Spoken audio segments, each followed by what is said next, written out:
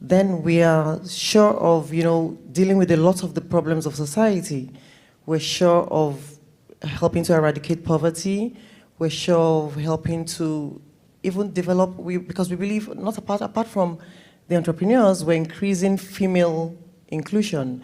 So we do all these things because we know that if we develop the entrepreneurs, if we grow the entrepreneurs, we improve development in the society, and with that, we can help to grow the economy, both socially and financially. So this is why we do this in the Tony Elumelu Foundation. Thank you very much. Appreciate your words. And so now to our entrepreneurs, Kome and Nkem. We've just heard a little bit about the impactful work that you both do, and we'd like to know what types of support do entrepreneurs like you really need to scale your businesses to the next level? Kome, you want to go first? Thank you so much for the question, Dorothy. So I'll start by giving an example of maybe an entrepreneur in Africa. So we have a small trader who sells sausages, and it's a street vending business, and a sausage is being sold for 30 cents of a dollar.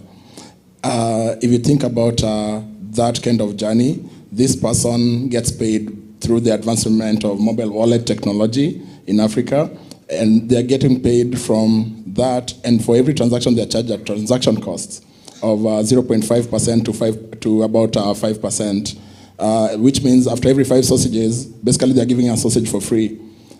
This vendor has a family. Any emergency cripples the business.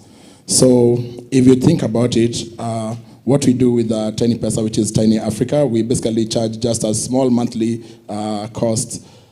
The support that we've gotten from the Tony Elumelu Foundation started way back when they believed in us, and that support and mentorship has taken us a long way. And like, for example, my first bank account for my business was actually through UBA Bank, and it also came through the foundation. So I think the most important thing is the journey, because it's really easy to give up, but then that journey, and you have a foundation that just believes in you, takes you all the way. And I would say that we are able to supply and support those young vendors and small-scale traders who are numbering probably to about 44 million traders in sub-Saharan Africa. So those numbers are huge if you think of all those issues that they experience with the high costs in transactions with the advancement of mobile technology. So our work is to bridge the gap between online and offline payments, to just enable those people to access customers who they will never access before and grow their business. So, yeah. So I heard 2 things. I heard investment capital, and I heard mentorship as support as well. So thank you. Thank you so much, Kome. Nkem, what can you say about what do you think it takes to scale for entrepreneurs? Okay, thanks for having me. In 2015, I had this idea of funding low-income female entrepreneurs like my mother. My mother is a widow who run micro-enterprises. Most of these women cannot access funding from banks because they are termed as high risk. They do not have collateral. And I wanted to fund them. I wanted to start a company that would fund them. But I did not have the business skills until I met the Tony Elumelu Foundation. So the foundation helped with the business trainings. They got me a mentor who had over 25 years experience in the financial service sector. They provided trainings for me. Like Kome shared, my first corporate account, they actually told us that for people to take you seriously, you need to have like a proper business account. So our first corporate account was from United Bank of Africa, that's UBA. So for me, business training, they gave me that support. They taught me how to put structure in my business. And recently, they walked me through, they've been there from the start. So they're like family. Since I started, they're always in touch with me. And recently, they're like, okay, Mama Money, we have another training for you, that's this year. And with the training that they gave to us, because they didn't just look at, okay, we've trained you in 2015, with the continuous training This year, we were accelerated through Seed Stars, sponsored by the foundation. And we introduced a new service. And that service helped us create 100 employment for women who do not have jobs in Nigeria. So for me, the business training is very key. That's what we got from the foundation. Thank you. Thank you very much, Nkem. And Dr. Alumelu, one of the most surprising statistics that we come across is that nearly 60% of entrepreneurs in Africa are women-owned. Despite that, we know that women-owned businesses face an acute lack of funding and support. And how do you see a way for us to continue to tackle this challenge? Indeed, as we all know, we need to do more for women in Africa. As a foundation, this has always been a focus for us. I'll take us back a bit. When we started in the foundation, we only had about 20% of our entrepreneurs being women. But because we recognize the importance of women, because we recognize that, if you empower a woman, you're empowering a whole society, we made a conscious effort to bring in more women. And really, last year, about 70% of our entrepreneurs were women. So, it's important so that the women feel that they have the support and they're not alone. But more importantly, you ask, what can we do? It's partnership again. We were able to do this last year because we had a number of partners who came on board with us to empower more women. We have Google here. They were a big partner last year. We have the EU. And so we had all these people who came and, committed to empowering more women, making it possible to give more, to do more for the women, really. And so that's one big thing, because the more people we have joining hands to empower women, the more. The foundation is equipped. The foundation has done this all. It's tried, it's tested. But then with the help of all these partners, we're able to do more for women and to bring up more women and to empower more women. Great. Thank you.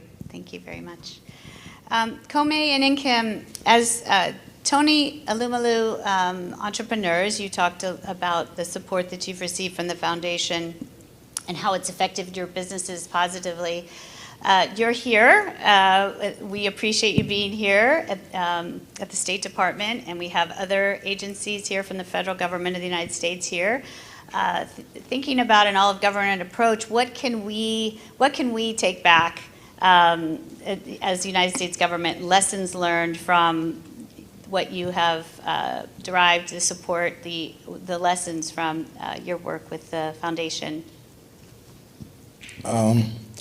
It's an interesting question because I actually met Nkem in 2015 also, and we were talking about this just yesterday, and what I noticed is the follow-up.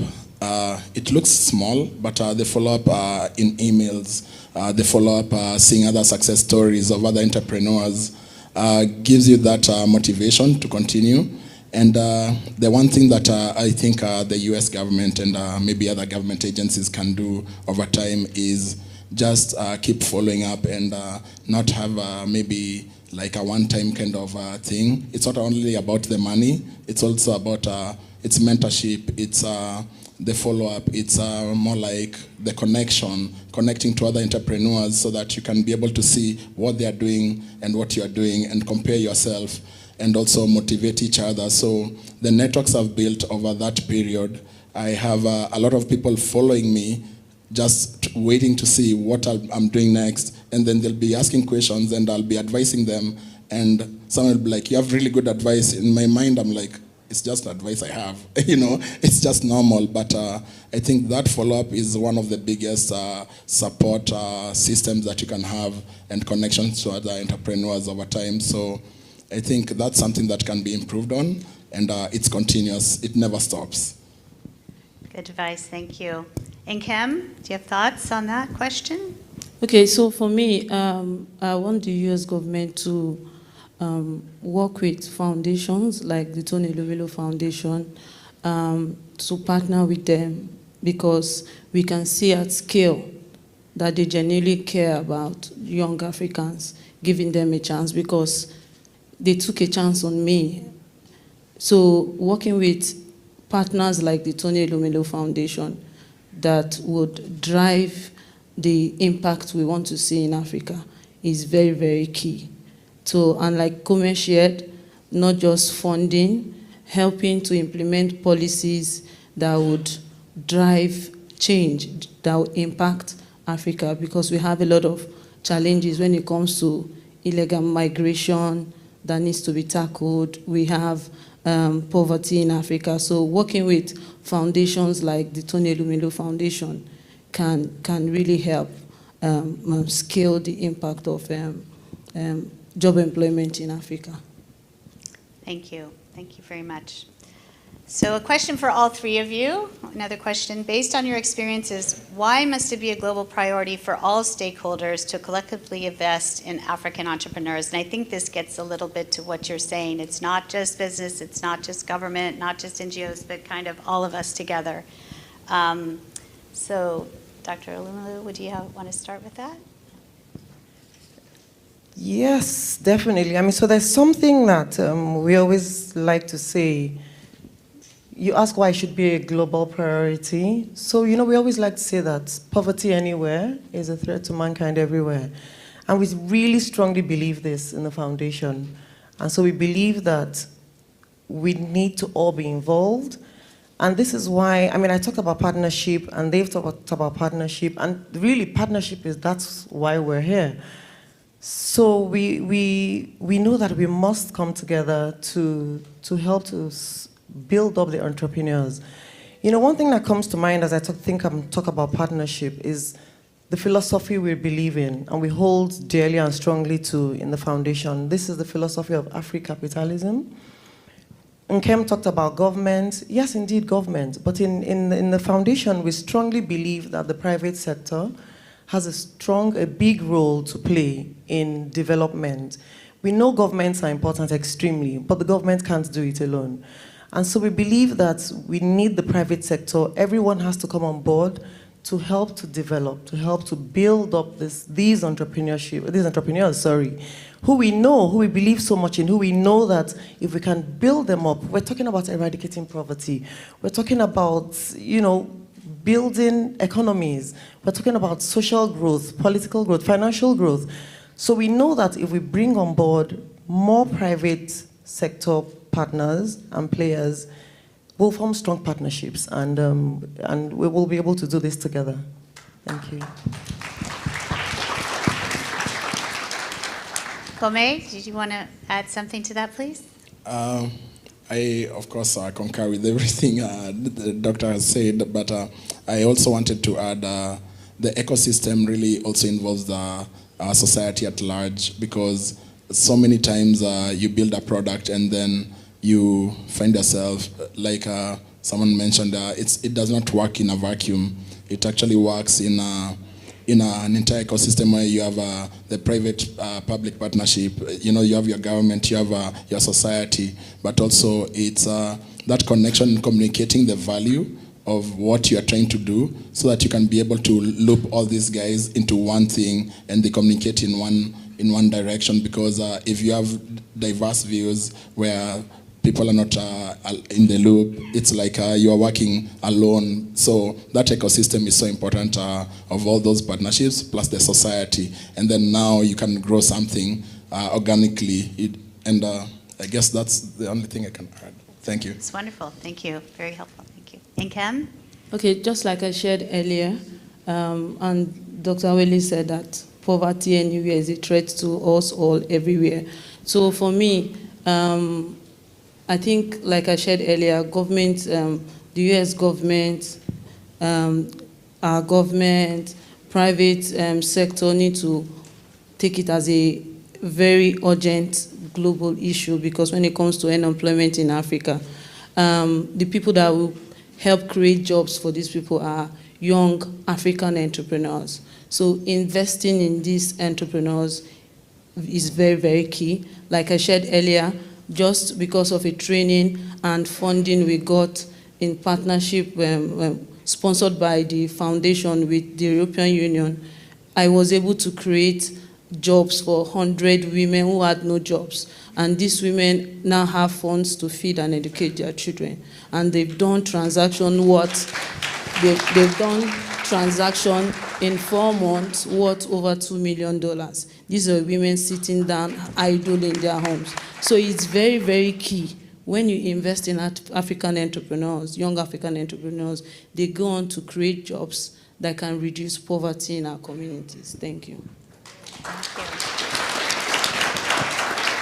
So our time is almost at an end, but I'd love for Dr. Alumulu to close us out with some closing thoughts about what the future looks like for young African entrepreneurs in this moment in time. What do you see?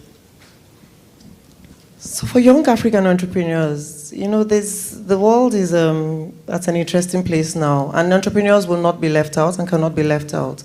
So I see entrepreneurs, you know, playing a bigger role in, you know, climate, in sustainability, definitely, because this is, we're all responsible. We all have to play our parts, play a role. Another one would be technology. So I know we're almost out of time, but then technology is so key. At the foundation, we realized that we couldn't scale. There's so many, the need out there is so great.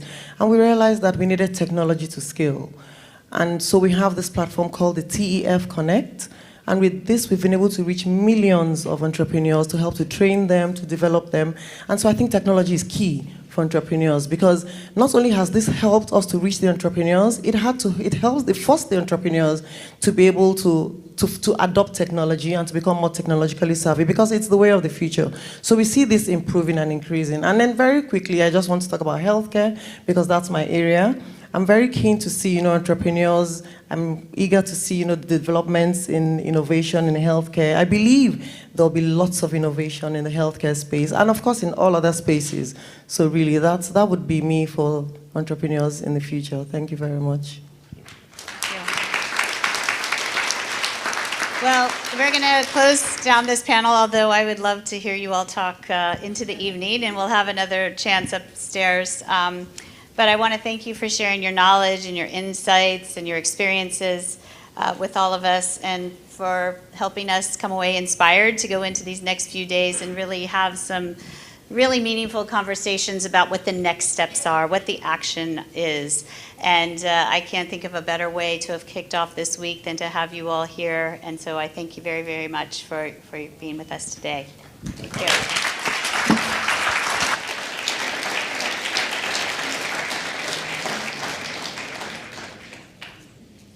Thank you to our amazing panelists. And Kim, I already know you mean business. Anytime an African woman says, okay, like I said before, until are you not getting? I said, oh my goodness, all right. We are going to keep the program moving. Next, I want to introduce the U.S. Chamber of Commerce's U.S. Africa Business Center, who will be the start of our pitch competition. So coming to the stage, please welcome Rivera Yao. Yes.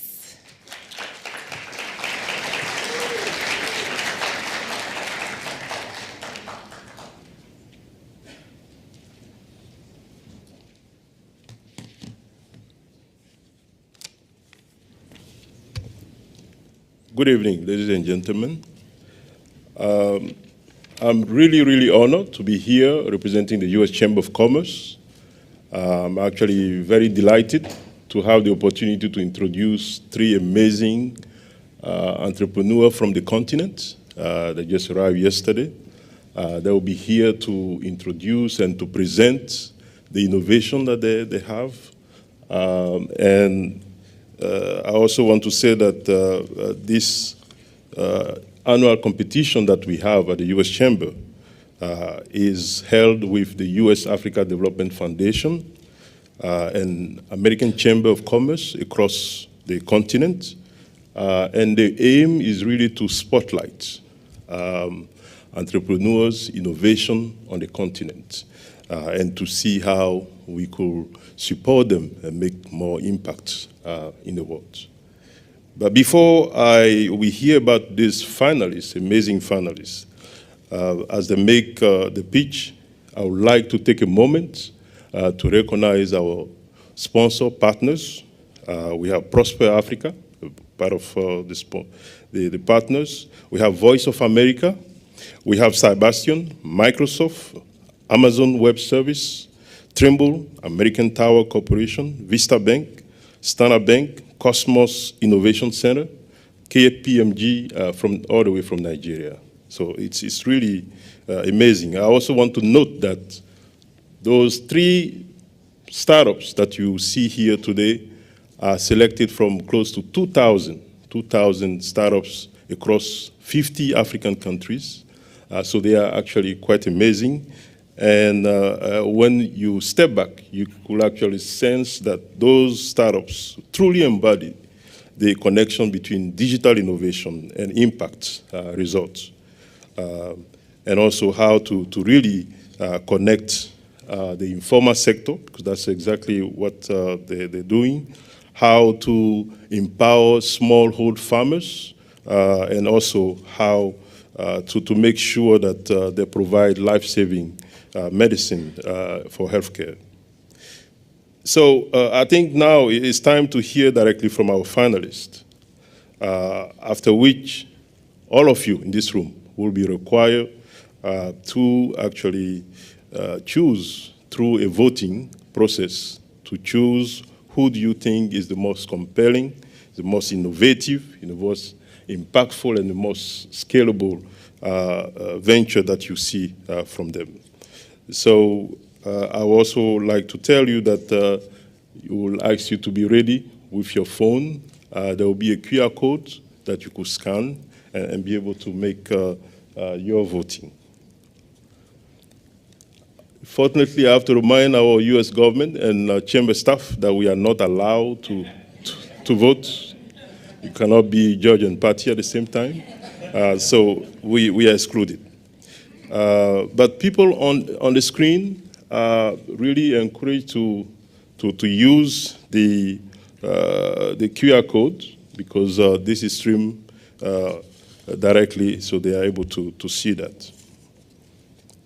I spoke about 3 amazing entrepreneurs. Unfortunately, one of them was not able to make it because he had some flight issues. As he was coming here, somebody got sick. They have to take them straight to a Canary Island. And he was supposed to be here at 1 o'clock. Now he's going to be here at 7.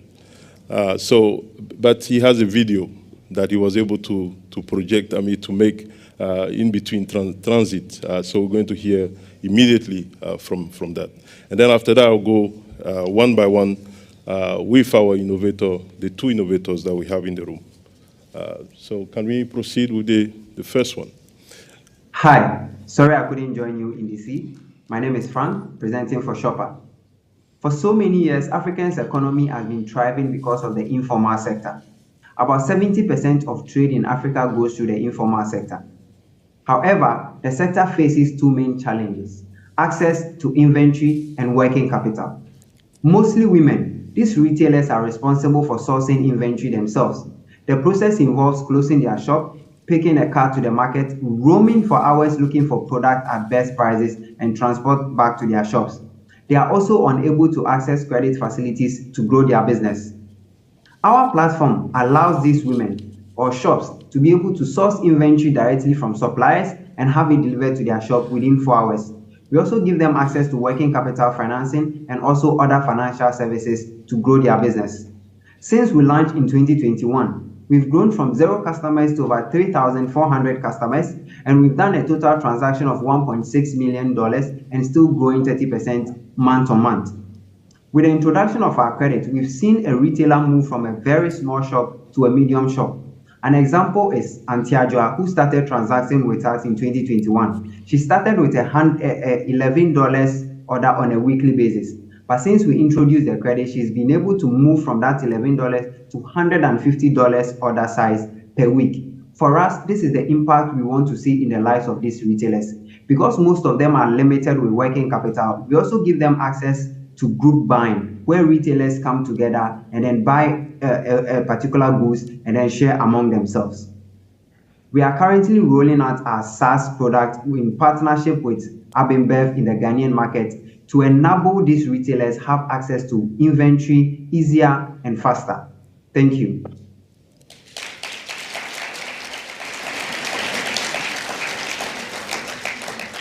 Thank you very much. This was Frank Nana Ade from Shopa, Ghana. I think we wish him the best. I think he's going to be here very soon. That shows the resilience of somebody was talking about. Yes. Now, I would like to move to our second contestant. Her name is Miss Ore Alemede. She's a co-founder of Grow Agric. Grow Agric is an agtech startups working extremely hard in Kenya to support smallholder farmers. So we're going to give her the floor. She'll have about 2 minutes. This is exactly what Frank did. 2 minutes to speak about her innovation, how impactful the innovation is, and so she'll have that. Good evening, ladies and gentlemen. Can you hear me with a mic? Great. My name is Ore, and I'm the CEO of Grow Agric. Grow Agric is a farmers first agriculture technology company based out of Kenya that provides small-scale farmers with working capital finance, insurance, training, farm management tools, and connection to buyers. We aim to optimize the entire agriculture value chain for our farmers. We're powered by technology, so on our app, our farmers are not only able to access the services, but they're also able to add their records. And by adding their records, we provide them with easy-to-understand dashboard that helps them make better decisions about themselves and their farm. Grow Agric is not only farmer first, we also refer to ourselves as an agriculture technology by farmers for farmers, because the founding team is made up of farmers. And that is what makes us unique. Our strength is the partnership we have with our farmers. Our business model is such that if our farmers don't make a profit, we don't make a profit. They have to win for us to win. And everyone, and a big thank you, Haiti, to you for keeping us moving, and I will try to stay on your good side. But it's an honor to be joined at this table by so many leaders, so many colleagues, among others, President Shikeseti. It's very good to be with you, President Ramkalawan, President Hichilema, President Buhari, President Obiang, President Bongo Ondimba. Thank you for your partnership to help preserve our planet. We're also joined today by members of Congress, members of the Biden cabinet. I think Congressman Meeks is about to join us if he's not already here. We have representatives from multilateral organizations, philanthropies, private sector leaders, activists, academics, youth leaders. To each and every one of you, welcome. The diversity of this group is heartening. A statement not merely of how we're all affected by the climate crisis, but how committed we all are to working together to address it. Last month, many of us were in Egypt for COP27. An African COP was a recognition that as the urgency of the climate crisis grows, our focus must increasingly be on Africa. As we know, 17 of the world's 20 most climate vulnerable countries are on the African continent. 4 straight years of drought in the Horn of Africa have left more than 18 million people facing severe hunger. Communities across the continent are feeling the impact of a changing climate. Severe storms have battered southern Africa. Surging temperatures kindle wildfires in northern Africa. Rising seas threaten lives and livelihoods on island nations, while extreme weather events in Central Africa worsen already dire food crises and fuel tensions that feed and fuel violent conflict. We know that African nations have contributed relatively little to this crisis, but are disproportionately harmed by it. It's both unfair and unrealistic to ask them to turn their backs on economic development and opportunity in the name of a clean energy transition, to ask them, in effect, to forego what many of us have done in the past in developing our countries and our economies. And so we believe that the best way, indeed the just way, to address the climate crisis in Africa is to work together. Earlier this year in South Africa, I had an opportunity to set out President Biden's new strategy for sub-Saharan Africa. It's based on a simple idea. We can't achieve any of our shared priorities, tackle any of our biggest challenges, unless we do it together as equal partners. That's true of every major issue we face today, and it's particularly true of climate change. So, here's how we're addressing this crisis together. First, we are partnering to conserve ecosystems. Africa is home to some of the world's most precious ecosystems, which are critical for combating climate change. This summer, I visited the Democratic Republic of Congo, where forests absorb more carbon than is emitted by the entire continent of Africa. The Congo Basin is also a place of tremendous biodiversity, a life force for agriculture across the region. To support the sustainable management of the Congo Basin rainforest, we've invested over $600 million in the Central Africa Regional Program for the Environment, which brings together the U.S. government and African and U.S. NGOs. And we're building new coalitions between African governments, the private sector, civil society, to protect other vital ecosystems across the continent. Oceans are also a key part of this fight. That's why we've launched the Ocean Conservation Pledge to encourage countries to commit to protect at least 30% of their ocean waters by the year 2030. Second, we're partnering to make commitments and communities more resilient in the face of climate change. The President's Emergency Plan for Adaptation and Resilience is working with national governments to help more than 500 million people in developing countries manage the impacts of climate change. This and other initiatives to support climate-resilient agriculture are increasingly critical as Russia's war of aggression compounds the impact on food security. At COP, the President also announced a doubling of our pledge contributions to the Adaptation Fund, which has already deployed nearly $1 billion to help over 36 million people in the most vulnerable communities around the world. And we committed to begin discussions on loss and damage funding arrangements to support low and middle income countries. Third, we're partnering to advance a just transition to a clean energy economy that both saves our planet and fosters inclusive economic opportunity. Africa will be at the center of the clean energy transition. Its renewable energy potential is second to none. It's home to roughly a third of all critical minerals essential to the technology that will power the clean energy economy, like batteries for renewable energy storage and wind turbines.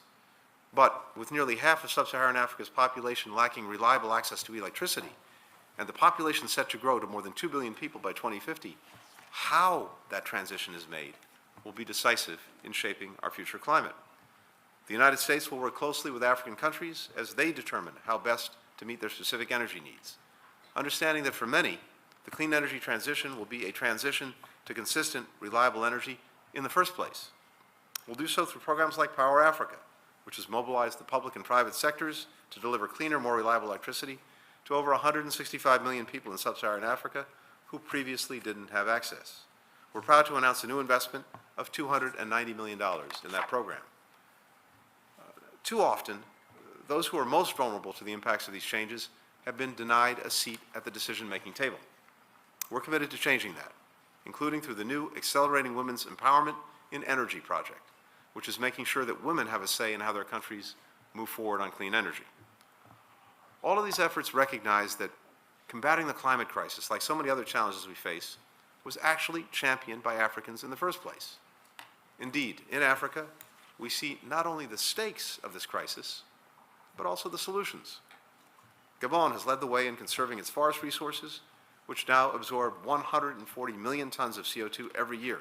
That's the equivalent of taking 30 million cars off the road.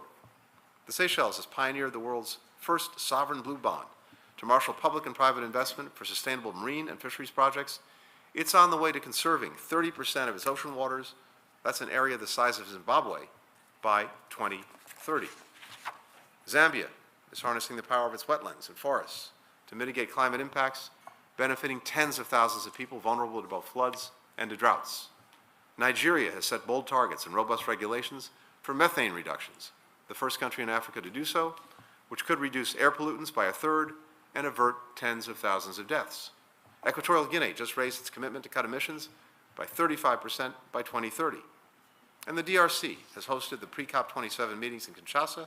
It's teaming up with the United States on a broad scope of these issues through our Sustainable Development Solutions Working Group. Today, and throughout this summit over the course of this week, I look forward to hearing from this group on how we can most effectively deepen our partnership to the benefit of all of our people, and indeed to the benefit of people around the world. And I look forward to continuing this conversation in the months and also the years to come. This is an enduring project for all of us, but I think we also all feel the fierce urgency of now. And that determination is reflected in so much of the work that is being done and is being represented in this room. With that, it is a pleasure and an honor to turn the floor over to President Sikasheti to offer some remarks. Mr. President, the floor is now yours.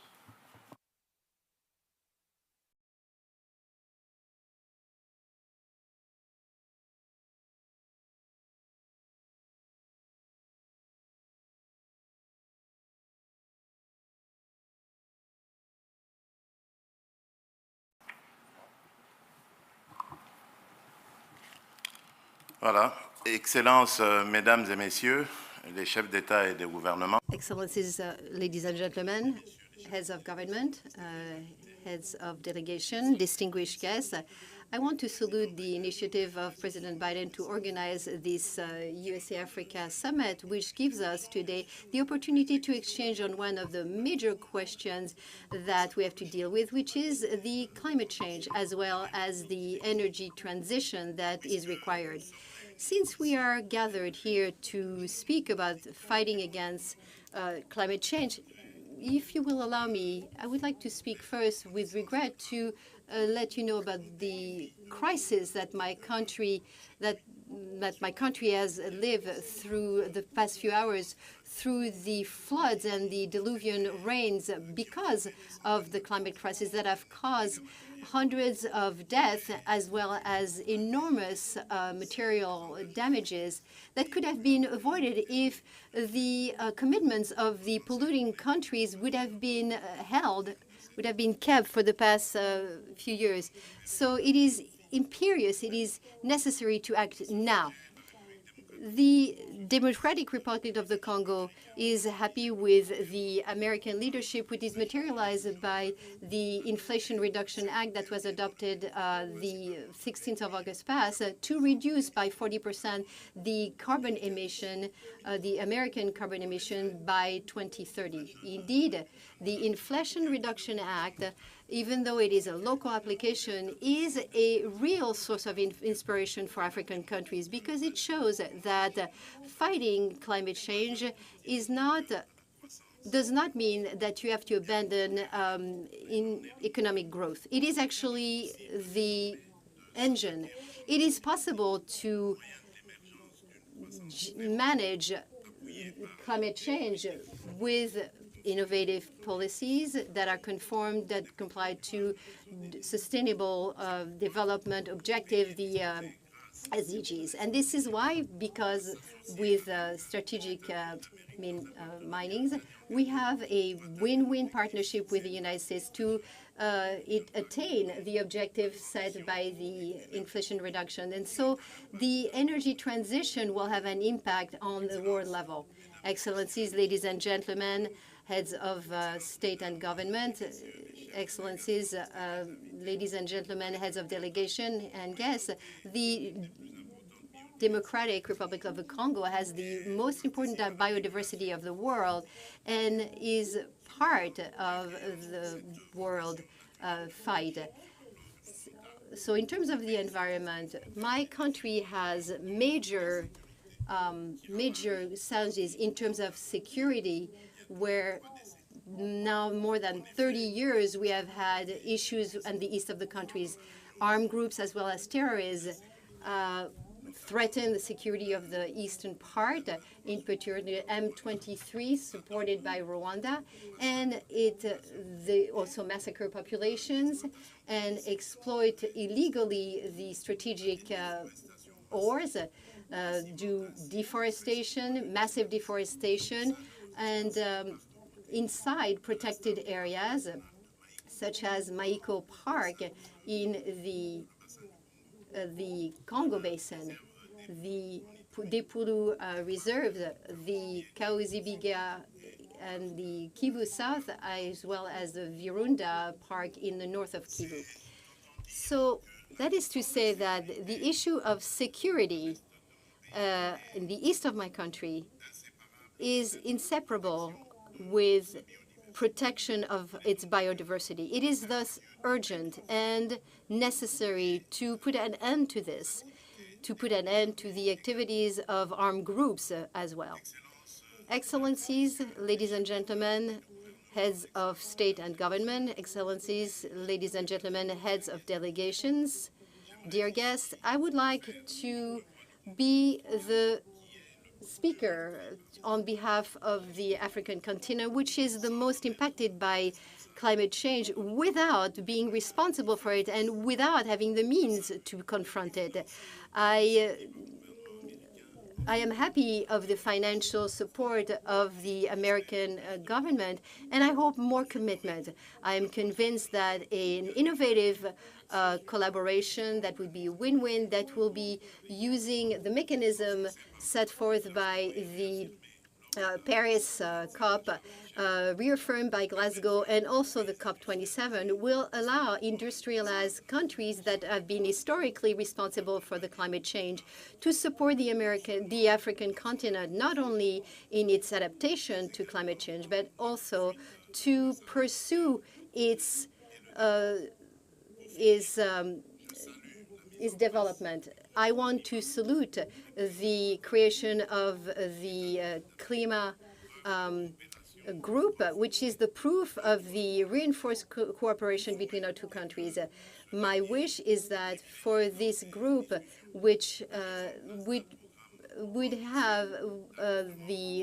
set up a program that would be ambition and support the energy transition, support parks and forests, and also provide support for evaluating our natural resources and the improvement of their management, which is why we actually are part of the observation group.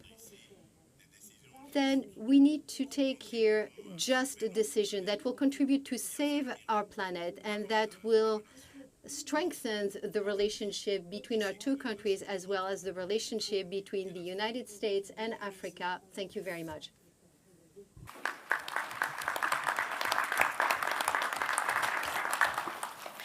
Thank you, President Tshisekedi and Secretary Blinken, for those important remarks to open our session. I now have the privilege to turn the microphone over to Chairman of the House Foreign Affairs Committee, U.S. Representative Gregory Meeks. Thank you and good afternoon, Your Excellencies, heads of government, heads of delegations. Let me first start out by thanking President Biden and his administration, led by Secretary of State Blinken and his team, for highlighting this important issue during the summit and for inviting me to be here today. Thank you and welcome to our distinguished panelists and guests. There's a lot of ground to cover during this session, so I'm going to keep my remarks brief. Last month, I had the opportunity to travel to Egypt for COP27 and was pleased that with the message of the passage of the Inflation Reduction Act of 2022, which was the most significant climate legislation in the United States history, the United States was able to come to the summit with real results in hand. This important legislation will help us meet our climate goals by cutting greenhouse gases in half by 2030, as indicated by Secretary Blinken, and reach net zero by 2050. It showed that the United States was not only advocating for climate action, it was doing it. And it showed the connection with the executive branch of government and the legislative branch of government, that we were working collectively hand in hand and using the power of our example to mobilize other countries to follow suit. So when I became chair of the House Foreign Affairs Committee, I seized the opportunity to increase the committee's focus on climate change, its effects on vulnerable populations, and ways we can work together to find solutions.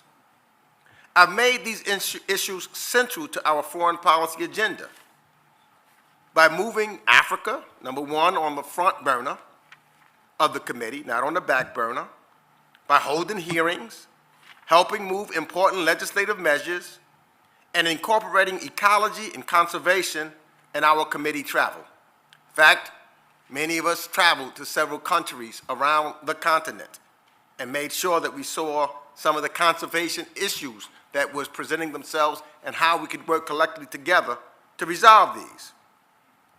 And I continue to elevate these issues because it's the right thing to do for our future and because it's impossible to ignore the evidence all around us, especially on the continent of Africa. Climate change is creating a new class of refugees. Animals unique to the continent are becoming endangered, due in part to loss of habitat.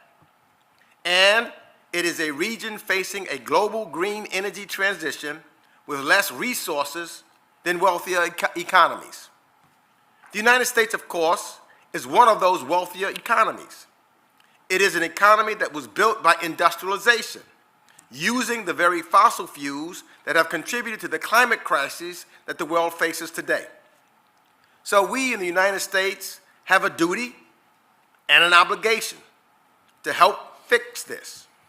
And one way is through increasing investments that support resiliency and capacity of indigenous communities. Last year in Glasgow, the international community, in recognition of the role indigenous communities play in protecting our environment, pledged $1.7 billion to support these communities. These are the same communities that bear the outsized cost of climate change in comparison to what they have contributed to it. That is why at COP27, I expressed my strong support for the historic Loss and Damage Climate Fund. The establishment of this fund sends an important signal that we acknowledge and take responsibility for the harms that brought us where we are today. Another important step we are taking is to ensure that a small group of wealthy countries responsible for most global emissions are transitioning from fossil fuels as quickly as possible.